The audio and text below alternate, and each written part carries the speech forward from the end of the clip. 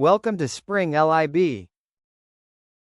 Hello everyone, today we're doing chapter 18, poem 12, and this poem asks us which substituent has an electron withdrawing or an electron donating inductive effect.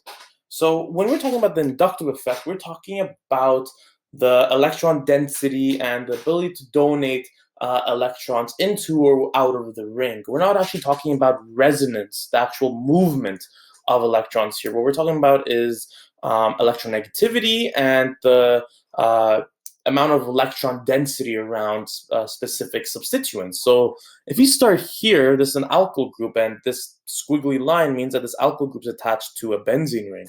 So we know that each carbon has some electrons around it, and each of these carbons have hydrogens, which also have some electron cloud around it.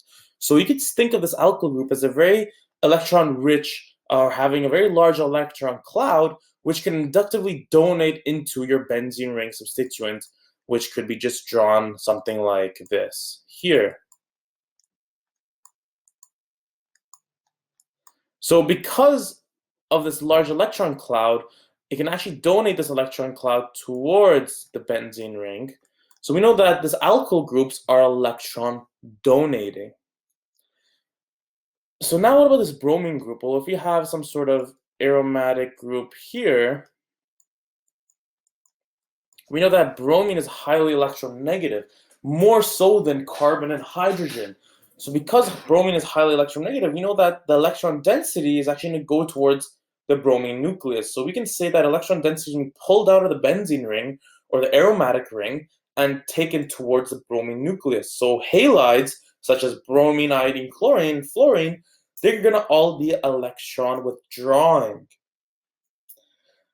Now, using that same notion of electronegativity, and remember, this is inductive effect has nothing to do with resonance. So resonance actually, for this problem here, this electronegative oxygen atom here, you do have lone pair electrons can form resonance bonds in your benzene ring and actually form carb anions in your benzene ring. But here we're not actually dealing with resonance. Inductive effect deals solely about the electron density and electronegativity of your atoms.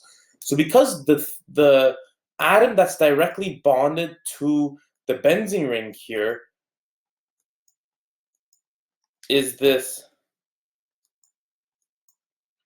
oxygen atom, we know oxygen is also more electronegative than carbon or hydrogen. So we know that there's also going to be electron density being pulled towards the oxygen nucleus.